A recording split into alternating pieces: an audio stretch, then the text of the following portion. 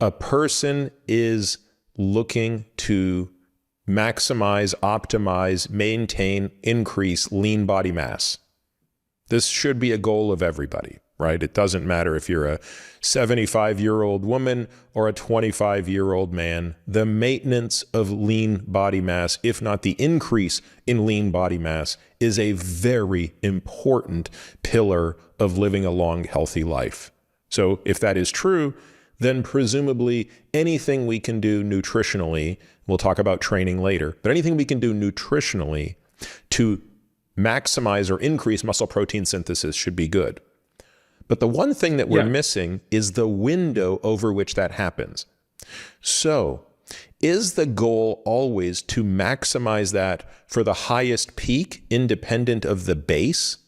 Or do we want more of a time-released effect where we say, look, we'll take a lower rate or a lower peak muscle protein synthesis, but I'd like to sustain that for many, many hours.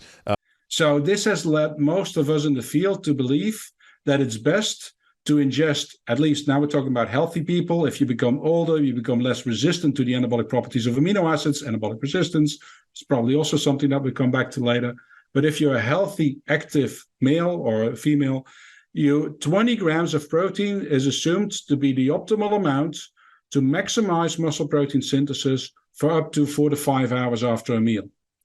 And this is the reason why in so many packages you now see 20 grams. Everywhere you see 20 grams. Now, that comes from studies showing that 40 grams of protein, ingestion of 40 grams of protein does not result in greater muscle protein synthesis rates than 20 grams of protein.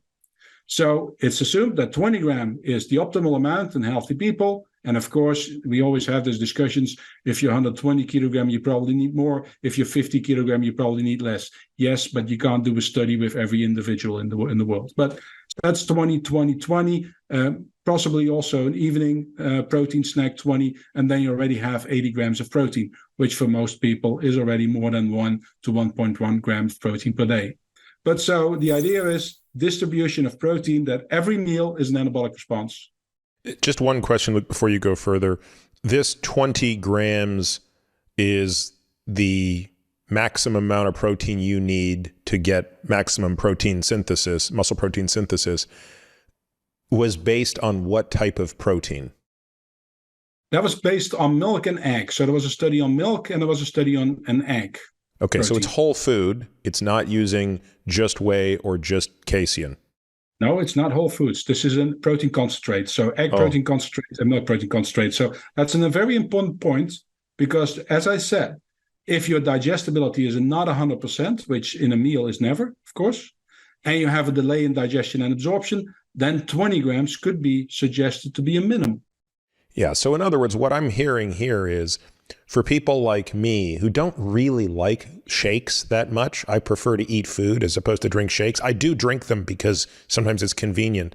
But if you're going to try to get this through food, by definition, you're going to be working with an inferior protein from the standpoint of speed in terms of digestibility and rate of digestion. So you might need a protein meal that's 30 grams or more. And then if you're, 90 kilos, you're probably on the bigger end of that. Anyway, it might be 40 grams that you need per meal of real food. Is that kind of how you would think about that?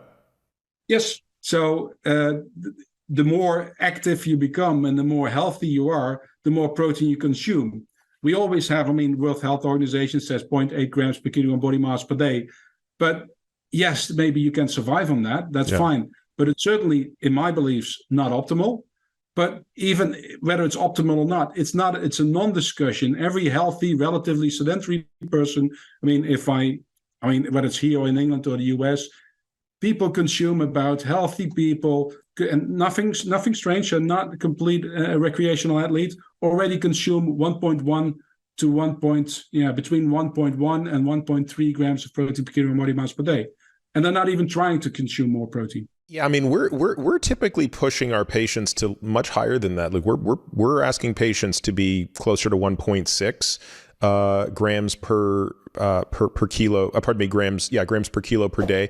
And truthfully, if we're really trying to put muscle on people and their training volume is high, we're closer to 2 grams per kilo.